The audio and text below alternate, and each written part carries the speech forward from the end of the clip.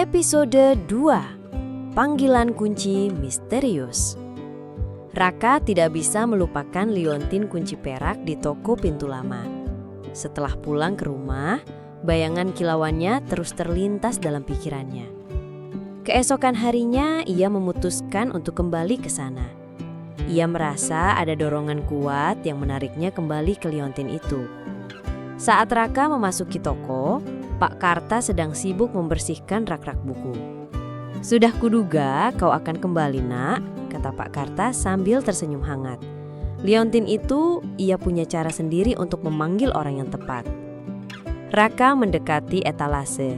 Kali ini ia meminta izin untuk memegang liontin itu. Pak Karta mengangguk. Begitu jari-jari Raka menyentuh permata kecil di tengah kunci, liontin itu terasa hangat di telapak tangannya, seolah berdenyut. Sebuah sensasi aneh menjalar ke lengannya, seperti ada aliran energi lembut yang mengalir. Raka merasa seolah kunci itu berbicara kepadanya tanpa kata-kata, menjanjikan petualangan yang belum pernah ia bayangkan. "Apa sebenarnya fungsi kunci ini, Pak Karta?" tanya Raka, matanya berbinar penuh rasa ingin tahu. Pak Karta menghela napas pelan, seolah akan membongkar rahasia besar. Liontin itu adalah kunci dimensi tersembunyi. Itu adalah peninggalan kuno dari para penjelajah dimensi, orang-orang yang bisa melihat dan memasuki dunia-dunia lain yang tak terlihat oleh mata biasa. Raka terngana. Dunia lain? Kedengarannya seperti kisah dalam buku-buku fantasinya. Tapi untuk mengaktifkannya, kunci ini butuh bimbingan. Ia membutuhkan peta bintang kuno yang menjadi pasangannya. Peta itu akan menunjukkan di mana gerbang-gerbang ke dimensi lain berada. Raka semakin penasaran. "Di mana saya bisa menemukan peta bintang itu, Pak?" Pak Karta menunjuk ke arah perpustakaan kota yang menjulang tinggi di kejauhan. Peta itu tersimpan di bagian terlarang perpustakaan kota. Sebuah bagian yang hanya bisa diakses oleh peneliti khusus. Konon, ia disimpan di balik ilusi yang membuatnya tak terlihat oleh mata biasa. Raka merasakan adrenalin memumpah dalam dirinya. Ini bukan lagi sekedar barang antik. Ini adalah awal dari sebuah petualangan nyata. Ia bertekad untuk menemukan peta bintang kuno itu, apapun risikonya. Episode 3, Misi di Perpustakaan Lama. Malam harinya, Raka menyusun rencana untuk memasuki perpustakaan kota. Ia tahu bagian terlarang itu dijaga ketat, bukan oleh penjaga fisik, melainkan oleh sistem keamanan modern yang sangat canggih. Namun, Pak Karta telah memberinya petunjuk tambahan. "Carilah cahaya paling redup, Nak. Kebenaran sering bersembunyi di tempat yang paling tidak mencolok." Dengan hati-hati, Raka menyelinap masuk setelah jam operasional perpustakaan. Lorong-lorong yang biasanya ramai kini hening dan gelap. Lampu sensor gerak sesekali berkedip, menerangi rak-rak buku yang menjulang tinggi seperti labirin. Raka mengikuti nalurinya, mencari area yang terasa berbeda. Ia berjalan melewati bagian sejarah, fiksi, dan ilmu pengetahuan, hingga akhirnya sampai di bagian yang tampak lebih tua dan jarang dikunjungi. Di sana, di sudut paling gelap, di balik deretan buku-buku usang yang tampaknya tidak pernah disentuh, Raka melihat cahaya redup yang aneh. Itu bukan cahaya lampu, melainkan semacam aura samar yang keluar dari celah di antara buku-buku. Mengikuti petunjuk Pak Karta, Raka menyentuh area yang memancarkan cahaya itu. Saat tangannya menyentuh sebuah rak, ilusi di depannya seolah luntur. Sebuah pintu kayu kecil yang dulunya tak terlihat, kini muncul di hadapannya. Pintu itu diukir dengan simbol-simbol kuno yang sama dengan yang ada pada liontin kuncinya. Raka menempelkan liontin kunci dimensi tersembunyi pada pintu itu. Liontin itu bergetar hebat dan kuncian pintu perlahan terbuka dengan suara klik yang pelan. Di dalamnya bukan ruangan lain, melainkan sebuah lorong sempit yang memancarkan cahaya kebiruan lembut. Di ujung lorong sebuah meja kecil menopang sebuah gulungan perkamen lusuh yang diikat dengan pita sutra. Dengan nafas tertahan, Raka mengambil gulungan itu. Perlahan ia membukanya. Di dalamnya tergambar peta bintang yang belum pernah ia lihat, dengan rasi bintang yang aneh dan garis-garis yang menghubungkan titik-titik samar. Itu adalah peta bintang kuno. Raka telah berhasil melewati rintangan pertama. Ia memegang kunci dan peta itu bersamaan, merasakan sensasi kekuatan yang luar biasa. Ia siap untuk petualangan yang sesungguhnya. Episode 4. Gerbang yang terbuka. Dengan kunci dimensi tersembunyi di satu tangan dan peta bintang kuno di tangan lainnya, Raka kembali ke toko pintu lama keesokan harinya. Pak Karta menyambutnya dengan senyum puas. "Sudah kuduga kau akan menemukannya, Nak," kata Pak Karta. "Peta itu akan menunjukkanmu jalan. Setiap titik di sana adalah gerbang menuju dimensi yang berbeda." Raka meneliti peta itu. Salah satu titik bersinar lebih terang dari yang lain. Dan garis-garis petunjuknya mengarah ke sebuah lokasi yang sangat familiar baginya. Sebuah pintu tua berukiran rumit yang tersembunyi di balik dinding sebuah gang sempit di ujung kota. Pintu itu selalu dianggap sebagai bagian dari bangunan tua yang tak terpakai, hanya sebuah hiasan lapuk. Raka sering melewatinya, bahkan tanpa menyadarinya. Dengan bimbingan Pak Karta, Raka pergi ke lokasi itu. Gang itu sepi dan suram. Pintu tua itu tampak lebih usang dari yang ia ingat. Raka merasakan debaran jantungnya berpacu saat ia mengangkat kunci dimensi tersembunyi dan menempelkannya pada ukiran di pintu. Begitu kunci itu menyentuh ukiran, seluruh pintu memancarkan cahaya biru terang yang menyilaukan. Ukiran-ukiran di permukaannya mulai bergerak, seolah hidup, membentuk pola-pola rumit. Gembok yang sudah berkarat itu berderit dan perlahan terbuka. Pintu itu berayun ke dalam dengan suara pelan, memperlihatkan bukan lagi dinding bata, melainkan sebuah lorong bercahaya yang berkelok-kelok. Lorong itu memancarkan wangi bunga-bunga eksotis yang belum pernah Raka cium, dan terdengar suara gemericik air yang menenangkan. Raka melangkah maju. Kakinya gemetar antara rasa takut dan kegembiraan yang meluap. Ia menoleh ke belakang, dan gang sempit itu tampak seperti mimpi. Ia telah memasuki dimensi pertama. Episode 5. Hutan Cahaya dan Bisikan Kuno. Raka melangkah keluar dari lorong bercahaya dan mendapati dirinya berada di sebuah hutan yang belum pernah ia lihat sebelumnya. Pepohonan di sekelilingnya memancarkan cahaya lembut dari dedaunan mereka, seolah setiap daun memiliki bintang kecil di dalamnya. Bunga-bunga berwarna-warni tumbuh subur, dan udara dipenuhi aroma manis yang memabukkan. Ini adalah dimensi Lumina, tempat di mana cahaya adalah esensi kehidupan. Ia berjalan di antara pepohonan yang bercahaya, takjub dengan keindahan yang tak terlukiskan. Suasana di sana sangat tenang, hanya terdengar suara serangga-serangga kecil yang berdengung lembut. Namun, di tengah ketenangan itu, Raka mulai mendengar bisikan-bisikan samar yang seolah datang dari angin. Bisikan itu bukan dalam bahasa manusia, melainkan seperti melodi kuno yang menyentuh jiwanya. "Hati-hatilah penjelajah," bisik suara itu. Terdengar seperti koleksi ribuan suara yang menyatu. Setiap dimensi memiliki keseimbangannya sendiri. Satu tindakan kecilmu bisa mengubah segalanya. Raka merasa sedikit merinding. Ia sendirian di dimensi ini, dan ia tidak tahu bahaya apa yang mungkin mengintai. Bisikan itu terasa seperti sebuah peringatan. Kunci dimensi tersembunyi di tangannya berkedip-kedip, seolah mengkonfirmasi pesan itu.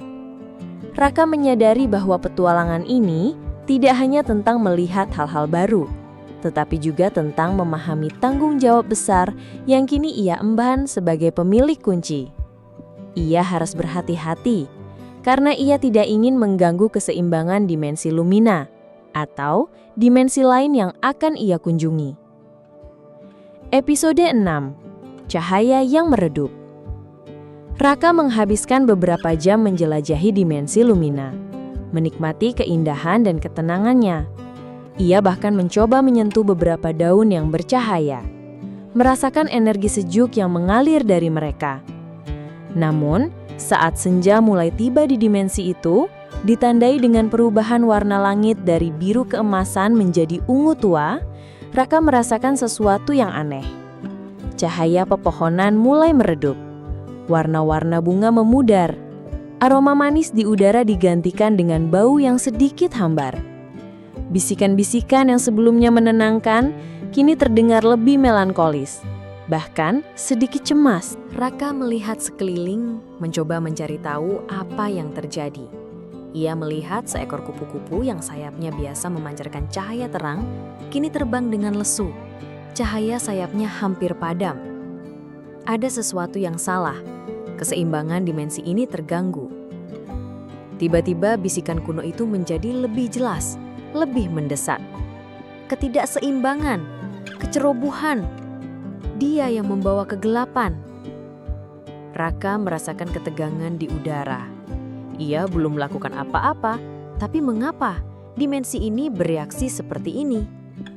Lalu ia melihat sebuah pohon yang lebih besar dari yang lain, yang dikenal sebagai pohon pusat cahaya dari peta yang ia bawa. Cahayanya seharusnya paling terang, tapi sekarang justru yang paling redup. Di dasarnya tergeletak sebuah kristal lumina yang seharusnya bersinar terang, namun kini tampak kusam dan hampir tidak bercahaya. Ini adalah kejadian penting yang membahayakan. Kecerobohan siapa? Atau apakah kehadirannya sendiri yang memicu ini?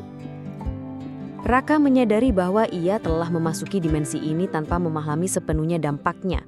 Ia harus mencari tahu apa yang menyebabkan kemerosotan ini, sebelum dimensi lumina benar-benar kehilangan cahayanya. Episode 7, Teka-teki Kristal Lumina. Kepanikan menyelimuti hati Raka saat ia melihat kristal lumina yang memudar. Bisikan-bisikan di sekitarnya semakin jelas, seolah memohon pertolongan. Cahaya memudar, keseimbangan rapuh, kristal hati dimensi. Raka memutuskan untuk mendekati kristal lumina yang kusam. Ia meletakkan tangannya di atas permukaan kristal itu. Rasanya dingin dan hambar, tidak ada energi yang memancar darinya. Ia merasa bersalah, seolah kehadirannya telah menyebabkan kemerosotan ini. Tiba-tiba, kunci dimensi tersembunyi di genggamannya berkedip lebih cepat dan memancarkan cahaya. Peta bintang kuno yang ia bawa pun ikut bersinar, menyorotkan sebuah simbol yang belum pernah ia perhatikan sebelumnya. Sebuah gambar kuno yang menunjukkan 3 tetes embun yang berkilauan. Simbol itu muncul di dekat area kristal lumina pada peta. Bisikan-bisikan itu kembali, kini lebih jelas. Cahaya memudar, keseimbangan rapuh, kristal hati dimensi. Raka mencoba memahami teka-teki itu. Akar langit, apa itu? Ia melihat sekeliling, dan matanya tertuju pada sebuah gunung tinggi yang puncaknya tertutup kabut menjulang di kejauhan. Di sanalah ia melihat sebuah formasi batuan yang aneh, berbentuk seperti akar raksasa yang menembus awan. Itu pasti akar langit yang dimaksud. Raka kini memiliki tujuan. Ia harus menemukan 3 tetes embun pagi dari akar langit untuk memulihkan kristal lumina dan menyelamatkan dimensi lumina. Ini bukan hanya petualangan, ini adalah misi penyelamatan. Episode 8. Pendakian akar langit. Raka memulai perjalanannya menuju akar langit. Hutan yang sebelumnya bercahaya kini terasa lebih sunyi dan gelap. Ia harus berjuang melewati semak-semak yang rimbun dan menghindari bebatuan licin.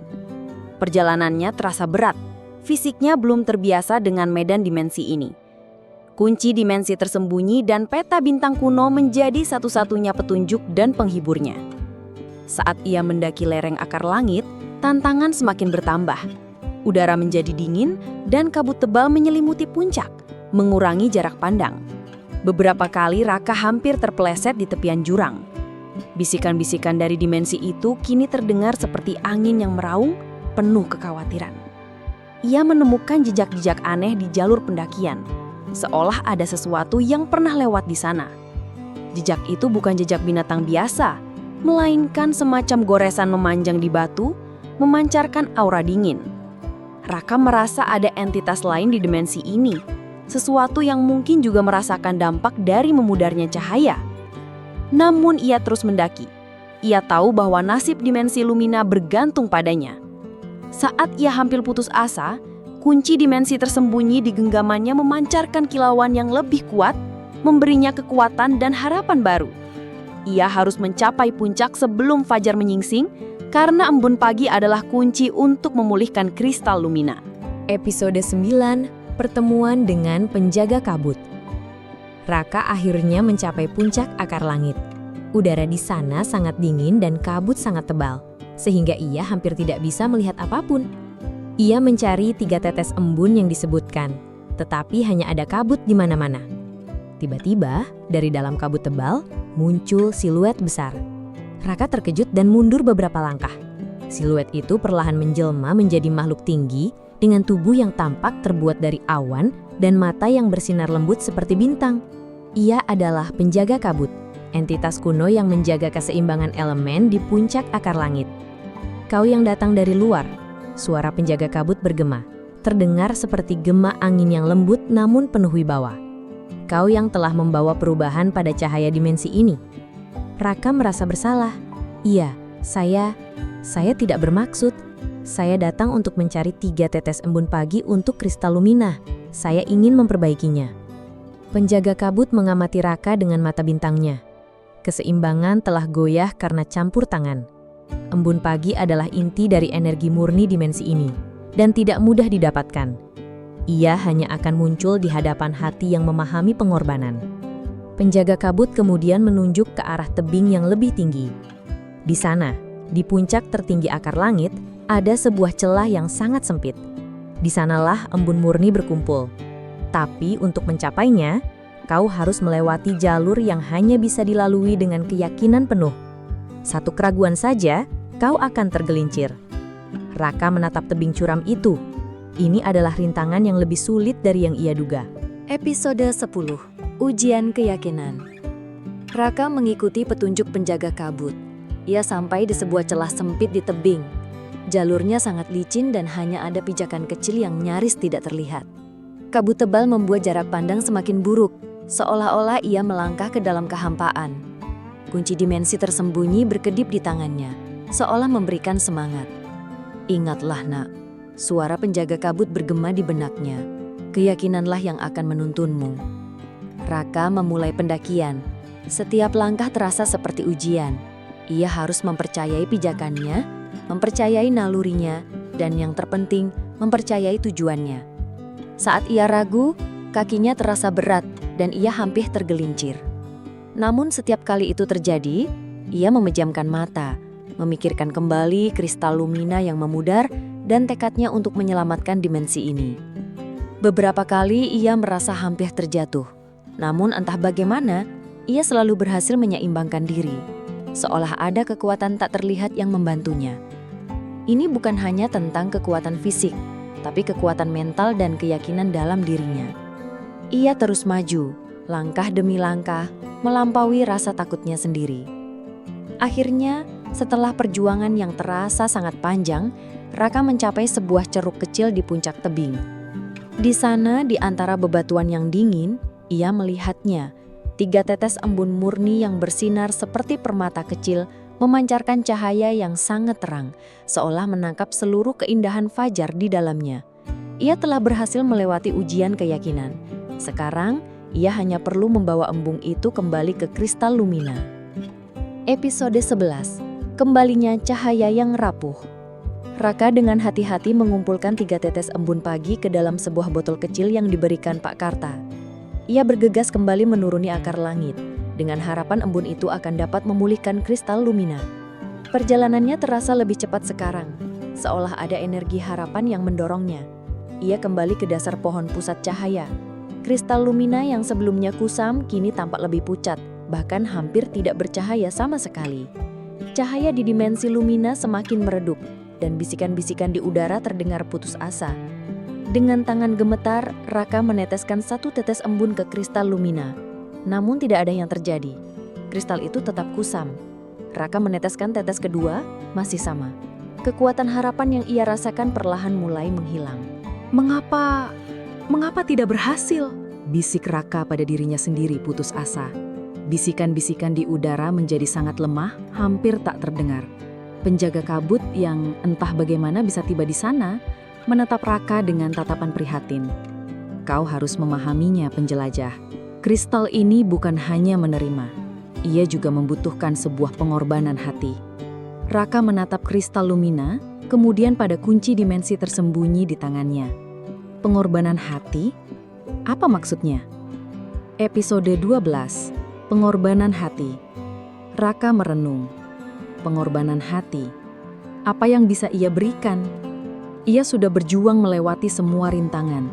Ia telah mempertaruhkan dirinya.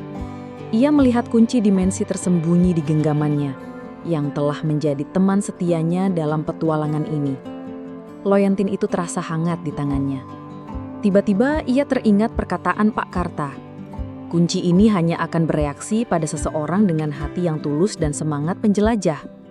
Mungkinkah kunci ini adalah bagian dari pengorbanan itu? Raka menatap kunci itu. Ia telah membawanya ke dimensi ini, memicu kekacauan, dan sekarang mungkin kunci ini adalah satu-satunya cara untuk memperbaikinya. Kunci ini adalah simbol petualangannya, sebuah benda yang ia dambakan. Melepaskannya terasa seperti melepaskan sebagian dari dirinya. Bisikan-bisikan dari dimensi itu semakin meratap, tanda bahwa waktu semakin habis. Pohon-pohon di sekelilingnya kini nyaris gelap. Raka tahu ia harus membuat keputusan. Sebuah keputusan yang sangat berat. Ia menghela napas, menatap kunci dimensi tersembunyi untuk terakhir kalinya.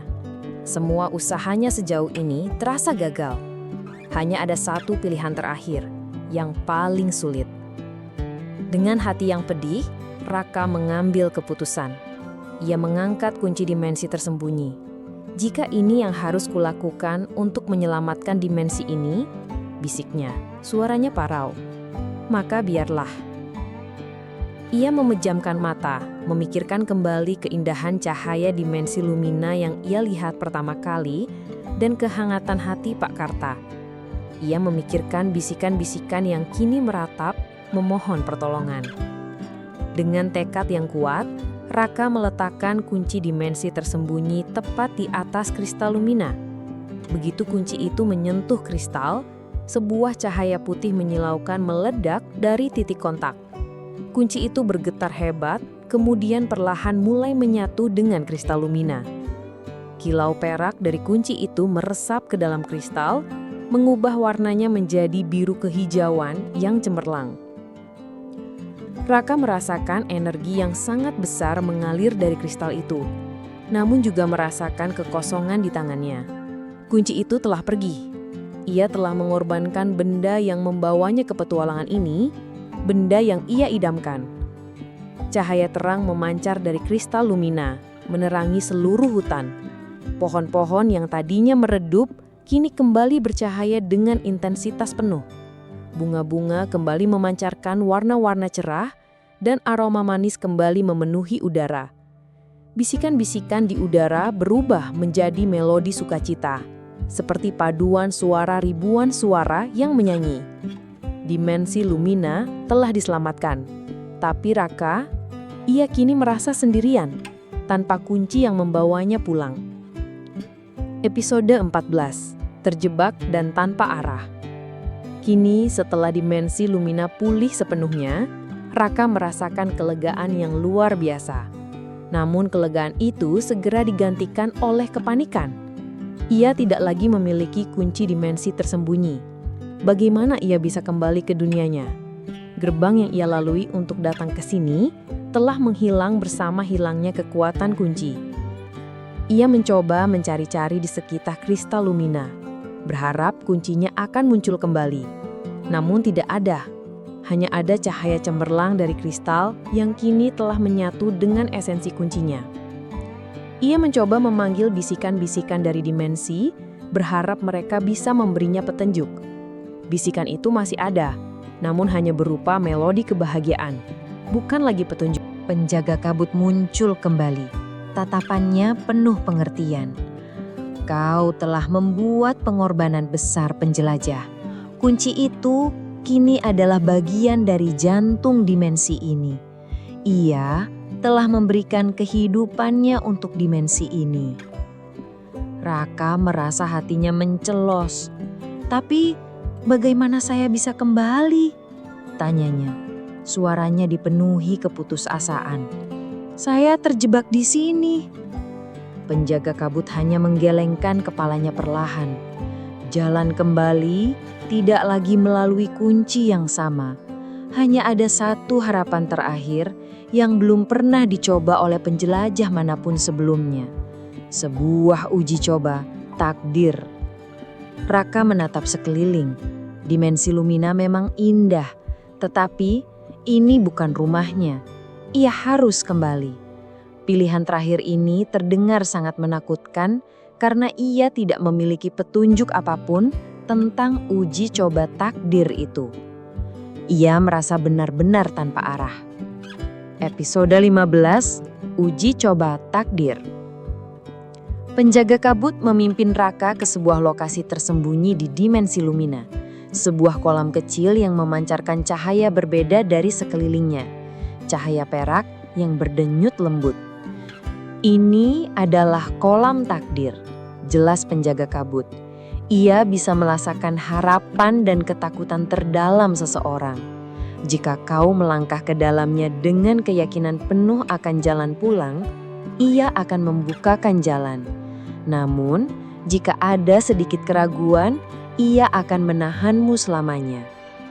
Raka menatap kolam itu. Permukaan airnya seperti cermin, memantulkan bayangan dirinya yang ketakutan, namun juga penuh harapan. Ini adalah pilihan terakhirnya.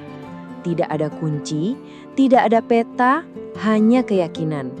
Ia teringat kata-kata Pak Karta, hati yang tulus dan semangat penjelajah. Ia telah menunjukkan ketulusan dengan pengorbanannya. Sekarang, ia harus menunjukkan semangat penjelajahnya bahkan saat menghadapi ketidakpastian. Dengan napas dalam, Raka melangkah menuju kolam takdir. Kakinya terasa dingin saat menyentuh air, namun ia terus maju. Ia memejamkan mata, memusatkan pikirannya pada rumahnya, pada Pak Karta, pada aroma buku di perpustakaan. Ia membayangkan dirinya kembali ke gang sempit di kotanya. Episode 16, Jalan Pulang yang Tak Terduga. Saat Raka melangkah semakin dalam ke kolam takdir, air di sekelilingnya mulai berputar dan memancarkan cahaya perak yang semakin terang. Raka merasakan sensasi aneh, seolah Tubuhnya ditarik ke dalam pusaran energi. Ia tidak merasakan dingin lagi, melainkan kehangatan yang menenangkan. Di dalam cahaya perak itu, ia melihat serpihan-serpihan kenangan dari dunianya. Senyum ibunya, suara tawa teman-temannya, keramaian pasar, bahkan aroma kopi dari kedai langganannya. Kenangan-kenangan itu memberinya kekuatan dan meneguhkan keyakinannya. Ia tidak tahu berapa lama ia berada dalam pusaran cahaya itu. Rasanya seperti berjam-jam, namun juga hanya sekejap. Lalu, tiba-tiba pusaran itu mereda. Cahaya meredup dan Raka mendapati dirinya berdiri di atas tanah yang kering. Ia membuka mata perlahan. Suasana di sekelilingnya familiar. Ada aroma knalpot kendaraan yang samar, suara klakson dari kejauhan, dan bangunan-bangunan tinggi yang menjulang. Ia melihat ke bawah dan kakinya menginjak trotoar beton yang retak. Raka mendongak. Di hadapannya, tak jauh dari tempatnya berdiri, adalah toko Pintu Lama. Ia telah kembali. Tidak ada lagi pintu tua berukiran rumit di gang itu. Hanya dinding bata biasa. Jalan pulang yang tak terduga dipandu oleh keyakinannya sendiri. Episode 17, Pintu Lama yang Selalu Ada. Raka setengah berlari menuju toko Pintu Lama. Jantungnya berdebar kencang. Ia mendorong pintu kayu toko dan bel kecil di atasnya berbunyi nyaring. Pak Karta mendongak dari meja kasirnya. Senyum hangat merekah di wajahnya. Ia tidak terlihat terkejut sama sekali. "Sudah kuduga kau akan kembali, Nak," sapanya dengan suara tenang. "Aku bisa merasakan perubahan pada kristal Lumina. Pengorbananmu sangat berarti." Raka tak bisa menahan diri. Ia menceritakan seluruh kisahnya kepada Pak Karta. Tentang dimensi Lumina yang memudar, pendakian akar langit, penjaga kabut, dan pengorbanannya terhadap kunci dimensi tersembunyi. Pak Karta mendengarkan dengan sabar, sesekali mengangguk. "Kunci itu bukan hanya sebuah alat, Nak. ia adalah sebuah ujian. Ujian akan ketulusan hati, keberanian, dan kesediaan untuk berkorban demi kebaikan yang lebih besar. Kau telah membuktikan dirimu layak. Raka menatap ke arah etalase di mana kunci dimensi tersembunyi dulu bertanggung. Kini, tempat itu kosong. Namun ia tidak merasakan kesedihan. Ia merasakan kelegaan dan kedamaian. Episode 18, Petualangan Sejati. Sejak kepulangannya dari dimensi Lumina, hidup Raka tidak lagi sama. Ia tetap menjadi Raka yang gemar membaca dan menjelajahi, namun kini ada kebijaksanaan baru dalam dirinya. Ia melihat dunia dengan cara yang berbeda. Setiap hal kecil, setiap detail, kini terasa lebih hidup dan berharga. Ia lebih menghargai keindahan di sekitarnya, kebaikan orang lain, dan bahkan tantangan hidup. Toko pintu lama menjadi tempat favoritnya. Ia sering mengunjungi Pak Karta, berbagi cerita, dan mendengarkan nasihat bijaknya. Meskipun kunci dimensi tersembunyi telah menyatu dengan kristal Lumina, Raka tahu bahwa ia telah menjadi bagian dari sesuatu yang jauh lebih besar. Ia telah mengalami petualangan sejati yang mengubah jiwanya. Pelajaran pertama yang ia dapatkan adalah bahwa petualangan sejati tidak selalu tentang apa yang kau dapatkan, tetapi tentang apa yang kau berikan. Pengorbanannya terhadap kunci adalah bukti nyata dari hal itu. Ia telah melepaskan sesuatu yang sangat ia inginkan demi menyelamatkan sesuatu yang lebih besar. Raka juga belajar tentang tanggung jawab. Setiap tindakan memiliki konsekuensi, terutama ketika berinteraksi dengan dunia yang rapuh. Ia telah belajar untuk lebih berhati-hati dan memahami dampak dari kehadirannya. Episode 19, Cahaya di Dalam Diri. Meskipun Raka tidak lagi memiliki kunci dimensi tersembunyi, ia merasakan sebuah kunci lain telah tumbuh di dalam dirinya. Itu adalah kunci pemahaman, kebijaksanaan, dan empati. Ia sering membantu orang lain di desanya, bukan dengan sihir atau kekuatan super, tetapi dengan pandangan yang lebih luas dan hati yang lebih terbuka.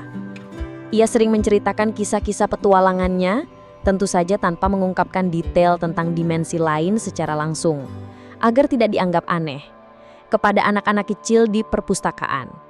Ia menginspirasi mereka untuk berani bermimpi, untuk menjelajah, dan untuk mencari tahu kebenaran di balik hal-hal yang tidak terlihat. Pelajaran kedua dari cerita ini adalah bahwa kekuatan terbesar seringkali tidak terletak pada benda fisik, melainkan pada karakter dan keyakinan dalam diri sendiri. Kunci itu hanya sebuah alat. Keberanian, ketulusan, dan tekad Rakalah yang memungkinkan ia melewati semua rintangan. Ia kini percaya bahwa setiap orang memiliki kunci dimensi tersembunyi di dalam diri mereka sendiri, sebuah potensi untuk melihat melampaui yang terlihat dan untuk mencapai hal-hal luar biasa, jika saja mereka berani percaya pada diri sendiri dan mengikuti cahaya hati mereka. Episode 20, Warisan Sang Penjelajah. Raka tumbuh menjadi pria dewasa yang bijaksana dan dihormati di kotanya. Ia tidak pernah melupakan dimensi Lumina atau pelajaran yang ia dapatkan di sana. Ia tetap menjadi penjaga rahasia kunci dimensi tersembunyi, bukan sebagai pemilik, tetapi sebagai saksi dan penjaga kisah. Suatu hari, ketika Pak Karta sudah sangat tua, ia menyerahkan sebuah buku catatan usang kepada Raka. "Sekarang giliranmu, Nak," kata Pak Karta dengan senyum lelah namun damai. "Kisah ini dan semua yang kau pelajari harus dilanjutkan." Raka tahu apa maksudnya. Ia akan menjadi penjaga pintu lama berikutnya, pembimbing bagi penjelajah dimensi di masa depan, meskipun mungkin mereka tidak akan pernah menemukan kunci dimensi tersembunyi yang sama. Ia akan mengajarkan mereka bahwa petualangan bukan tentang mencari harta, tetapi tentang menemukan diri sendiri. Kesimpulan dari cerita ini adalah bahwa setiap dari kita memiliki potensi untuk menjelajahi dimensi tersembunyi dalam hidup kita. Dimensi itu bisa berupa pemahaman baru, pengalaman unik, atau tantangan yang membentuk kita. Dan seringkali, kunci untuk membuka dimensi-dimensi itu bukanlah benda yang bisa dipegang, melainkan nilai-nilai seperti keberanian, ketulusan hati, pengorbanan, dan keyakinan pada diri sendiri. Petualangan terbesar adalah perjalanan untuk menemukan diri kita dan potensi luar biasa yang kita miliki. Jangan lupa untuk like, komen, dan subscribe channel ini ya, agar tidak ketinggalan cerita-cerita fantasi menarik lainnya. Sampai jumpa di kisah berikutnya.